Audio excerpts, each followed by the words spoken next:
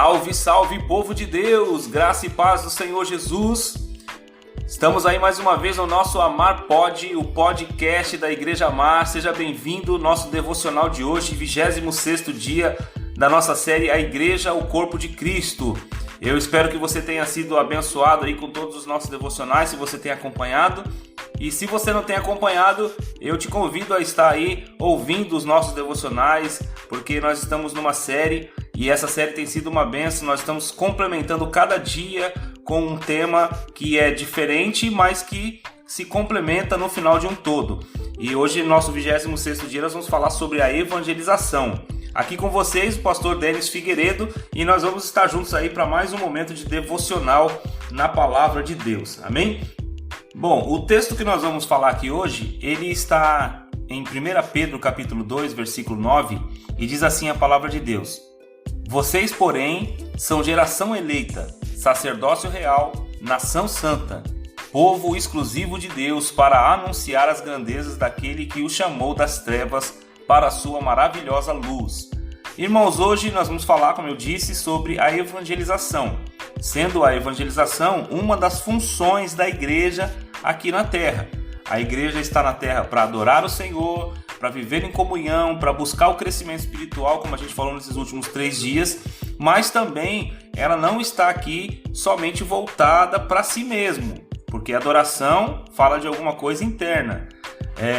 Embora a gente viu o aspecto missional da adoração, nós temos a comunhão, que é um aspecto interno da igreja, o crescimento, um aspecto interno da igreja. Mas hoje nós vamos ver um aspecto externo da igreja, que é a evangelização. Eu sempre toco nesse tema na igreja, nas nossas ministrações, sempre que falo com as pessoas, eu sempre falo da nossa missão como igreja, porque eu entendo que a igreja ela não pode existir se ela não tiver essa função. Bom, o texto que a gente leu nos diz que o apóstolo Pedro ensina a igreja sobre a posição que nós temos como igreja, né? A nossa posição como igreja do Senhor é que nós somos uma geração eleita, nós somos um sacerdócio real, nós somos uma nação santa e um povo exclusivo de Deus. Só que Pedro deixa bem claro qual é o propósito desse povo, que é o quê? Para anunciar as grandezas daquele que o chamou das trevas para a sua maravilhosa luz.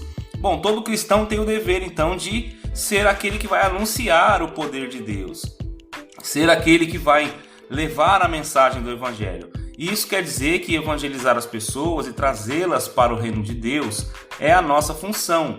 Toda igreja foi projetada para crescer e tomar territórios para a possessão do reino de Deus. A expansão do reino de Deus é parte da nossa missão. Olha o que Lucas registrou em seu evangelho, no capítulo 10, versículo 1 e 2.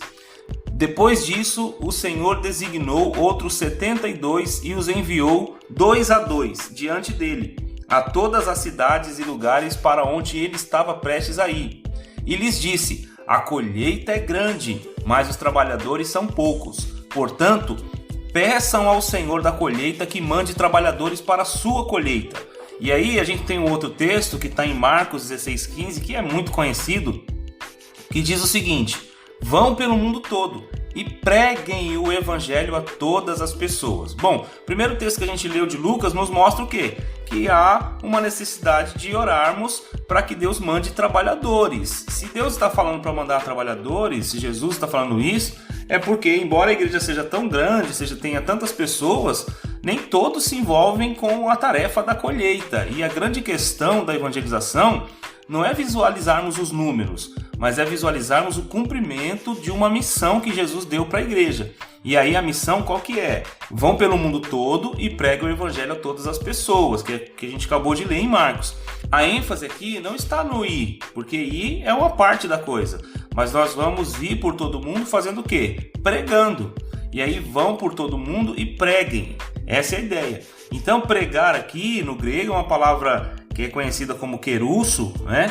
E essa palavra pregar, ela tem a ideia de ser um arauto, um oficial de um alto escalão, né? De um rei, que é um oficial que é incumbido de proclamar alguma notícia do reino. Ele vai de cidade em cidade, debaixo da autoridade do rei, espalhando uma determinada notícia sobre uma vitória de uma guerra, sobre uma nova lei que o rei determinou que fosse cumprida, sobre um novo imposto, enfim. Ele tinha a função de reunir pessoas e expor ali, anunciar para todo mundo, proclamar abertamente o que foi feito. Uma ideia de publicidade. O pregador, aquele que prega, é alguém que faz publicidade do reino de Deus.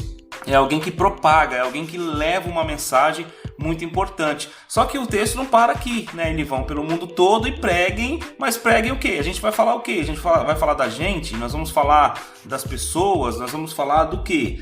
Não é? E aí ele diz, preguem o evangelho.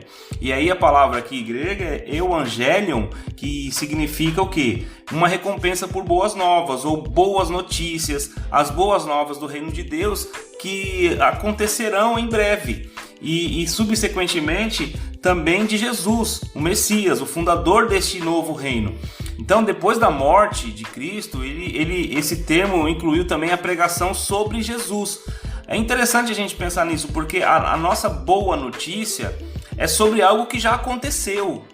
Algo que já aconteceu, mas que tem uma implicação real na minha vida nos dias de hoje. A morte de Jesus já aconteceu 2000 anos atrás. Ele veio nesse mundo, pisou nessa terra, ele pregou essas mesmas boas novas que agora ele nos incumbiu de pregar. E essa mensagem ela é tão poderosa que ela impactou a nossa vida e agora a gente é impulsionado por Jesus para também pregar essa mensagem, anunciar às pessoas, proclamar, fazer marketing mesmo da pessoa de Jesus, que ele cresça, que ele apareça, que ele seja pregado, que ele seja ensinado sobre ele, sobre Jesus, sobre a sua morte, sobre a sua ressurreição, sobre o ato de salvação que ele realizou quando morreu e cumpriu ali uma parte da sua missão. Agora, evangelizar significa então o que para nós? Cumprir a missão de Jesus. Evangelizar significa para nós cumprir essa missão, pois ele veio a este mundo numa missão de resgate e ele também nos comissionou juntamente com ele para essa mesma missão. Olha o que diz o texto de Mateus 20, 28. O Filho do Homem não veio para ser servido de modo nenhum, mas para servir e dar a sua vida em resgate por muitos. Então a missão de Jesus era o quê? Eu vou entregar minha vida para resgatar muitas pessoas. Não é? Então a gente observa aqui nesse texto de Mateus que essa é a missão. Jesus Cristo não veio para ser servido, para desfrutar dos prazeres desse mundo, não. Ele veio para servir. E como que ele serve? Dando sua própria vida em resgate por muitos. Aí no capítulo 20 de João, a gente encontra o versículo 21 e 22 que diz assim: novamente Jesus disse, Pai seja com vocês. Assim como o Pai me enviou, olha que interessante isso, da mesma forma que o Pai me enviou, eu os envio. E com isso soprou sobre eles e disse, recebam o Espírito Santo. Olha que coisa extraordinária, irmãos. É muito lindo isso, porque a gente observa que Jesus veio na missão de resgatar vidas. Ele não veio para ser servido, mas entregar sua vida em resgate de muitos. E aqui no versículo 21 do capítulo 20 de João, Jesus apresenta essa mesma coisa. Ele diz para nós, olha, assim como eu fui enviado pelo Pai, eu também envio vocês. Então ele está dizendo, olha, a minha missão não se completou.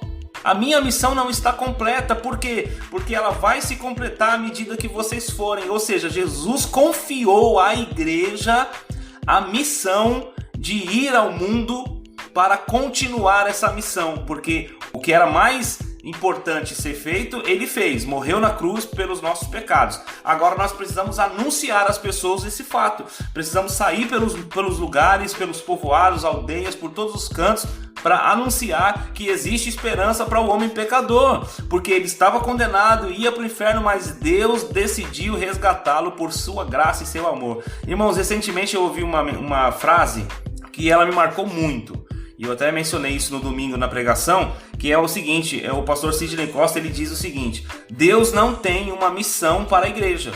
E quando eu ouvi essa primeira parte aí, eu falei, meu Deus, Deus não tem uma missão para a igreja, eu sempre ouvi que tinha. E ele diz assim, não, Deus tem uma igreja para a sua missão. E isso muda tudo. Porque, na verdade, a igreja do Senhor, ela está aqui por causa dessa missão. E nós estamos aqui como igreja. E a missão e função da igreja do Senhor é justamente alcançar as pessoas que estão perdidas, levar a elas o evangelho e levá-las a Jesus por causa da crença nesse evangelho. Quando elas recebem a Jesus, elas recebem porque nós levamos a ela essa notícia. Levamos a essas pessoas essa notícia. E quando elas creem nessa notícia, nós levamos essas pessoas até Jesus em arrependimento e confissão de pecados pela fé em Cristo e logicamente, não é? Mas por que nós anunciamos o evangelho, irmãos? Porque ele é a forma de comunicar o amor de Deus e fazê-lo conhecido. Nós anunciamos o evangelho porque é a forma que Deus decidiu, a forma que Deus escolheu de nos usar. É comunicação, falar com as pessoas, apontar, não é, que existe uma salvação para elas, a forma de comunicar o amor de Deus e fazê-lo conhecido. Nossa motivação, irmãos, nunca deve ser o crescimento da igreja. Nós não pregamos o evangelho, nós não fazemos células, mas nós não estamos nisso na igreja por crescimento de igreja, mas sim por um cumprimento de missão, em obediência a um chamado de Jesus para as nossas vidas. Olha o que a Bíblia diz: pois com o coração se crê para a justiça, e com a boca se confessa para a salvação. Como diz a Escritura, todo que nele confia jamais será envergonhado. Não há diferença entre judeus e gentios, pois o mesmo Senhor é Senhor de todos e abençoa ricamente todos os que o invocam. Porque todo aquele que invocar o nome do Senhor será salvo. Como, pois, invocarão aquele em quem não creram? E como crerão naquele de quem não ouviram falar? E como ouvirão se não houver quem pregue? E como pregarão se não forem enviados? Como está escrito: como são belos os pés do que anunciam boas novas. No entanto, nem todos os israelitas aceitaram as boas novas. Pois Isaías diz: Senhor, quem creu em nossa mensagem? Consequentemente, a fé vem por se ouvir a mensagem, e a mensagem é ouvida mediante a palavra de Cristo. Romanos capítulo 10, versículo do 10 ao 17. Irmãos, eu acho esse texto fenomenal, porque ele diz que, consequentemente, a fé só vai entrar no coração de uma pessoa, né, se ela ouvir. E se ela ouvir o quê? A palavra de Cristo, a mensagem do Evangelho. E essa mensagem, meus irmãos, ela é pregada por nós, a igreja do Senhor. Meu irmão Paulo chegou a dizer assim, Romanos 1,16: não me envergonho do Evangelho, porque ele é o poder de Deus para a salvação de todo aquele que crê, primeiro do judeu, depois do grego. Então veja bem, essa é a missão da igreja, levarmos pessoas para Jesus. Todo cristão tem o dever de ser aquele que anuncia o evangelho. Meus irmãos, nós podemos fazer algumas perguntas agora para uma reflexão melhor dentro desse tema. E eu quero fazer essa pergunta para deixar você de novo com uma pulga atrás da orelha. Qual é a sua motivação em vir a uma reunião da igreja, um culto? Qual é a sua motivação? Você participa de um grupo de crescimento espiritual? Você ora e lê a Bíblia diariamente? Você tem levado pessoas a Cristo? Olha que interessante, essas perguntas, de forma geral, elas estão nos mostrando aqui um diagnóstico dessa semana, né? O apóstolo Paulo afirma que o resultado natural do crescimento espiritual e da unidade do corpo de Cristo levará ao crescimento da igreja. Mas, seguindo a verdade em amor, cresçamos em tudo naquele que é a cabeça, Cristo, de quem todo o corpo bem ajustado e consolidado pelo auxílio de todas as partes, segundo a justa cooperação de cada parte, efetua o seu próprio aumento para a edificação de si mesmo em amor. Efésios 4, 15, 16. Isso fala de crescimento. Ontem nós falamos sobre crescimento espiritual e hoje o crescimento numérico. Mas nós não pregamos o evangelho pelo crescimento numérico. Pregamos pelo cumprimento da missão. E automaticamente o cumprimento da missão fala de a igreja crescer, de a igreja se multiplicar, da igreja alcançar outras vidas, tomarmos territórios espirituais em lugares onde nós vamos chegando, porque quando chega um servo de Deus, um filho de Deus numa determinada casa para pregar o evangelho, para anunciar a palavra de Deus, nós estamos ali ganhando território que muitas vezes é de Satanás. Ali às vezes ele domina o pecado, domina a injustiça, e nós vamos chegando naquele lugar, naquela casa, e nós vamos tomando territórios de Satanás em nome de Jesus, pregando a palavra de Deus e anunciando as boas novas do Senhor. Essa é a nossa missão. A igreja precisa crescer em maturidade espiritual, sim, mas assim que essa maturidade chega num determinado nível, ela produzirá verdadeiros discípulos de Jesus Cristo que vão também querer se multiplicar em outros discípulos. Aleluia! Glória a Deus! Eu espero que você tenha sido edificado com essa palavra de hoje, e eu espero que você tenha sido motivado aqui, como eu estou, animado aqui com essa palavra, porque eu sei que essa é a minha missão, é a missão da igreja, a missão de todos nós, e eu gostaria de orar para que Deus nos desse aí um gás, para que a gente possa ter isso no nosso coração. Precisamos levar outras vidas até Jesus, para que elas possam ouvir a mensagem do Evangelho, amém? Vamos orar?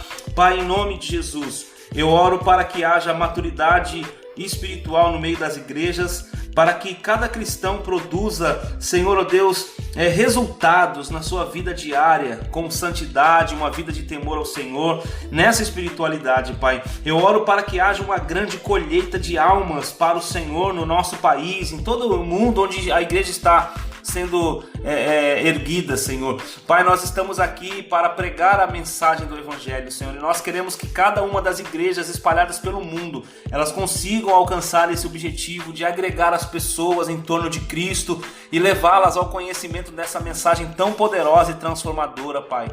Senhor, nós aproveitamos neste momento e oramos pela Tua igreja perseguida em todos os cantos do mundo, Senhor, nos lugares conhecidos pela janela 10x40, regiões, Senhor, ó Deus, no mundo que o Evangelho é proibido, cristãos são decapitados, cristãos são torturados, ó Deus, e mortos pela pregação do Evangelho, Senhor. Nós oramos pela igreja que está lá no Afeganistão, Senhor, oramos pela igreja que está lá no Oriente Médio, Senhor, que a Tua mão poderosa alcance, Senhor, cada uma daquelas nações, ó Deus, usa a igreja do Senhor que ali está, Senhor, para que ela, Senhor, levante a bandeira do Evangelho e não se afaste do Teu propósito, Pai. Leva-nos, ó Deus, a uma compreensão de que nós estamos no cumprimento de uma missão muito grande e que muitas vidas ainda serão salvas para a glória de Deus. Pai, nós oramos, Senhor, e colocamos a nossa vida diante de Ti agora, em nome de Jesus. Amém e amém. Meu irmão, nós vamos ficando por aqui neste devocional. Eu espero que você tenha sido edificado. Por favor, compartilha isso aí,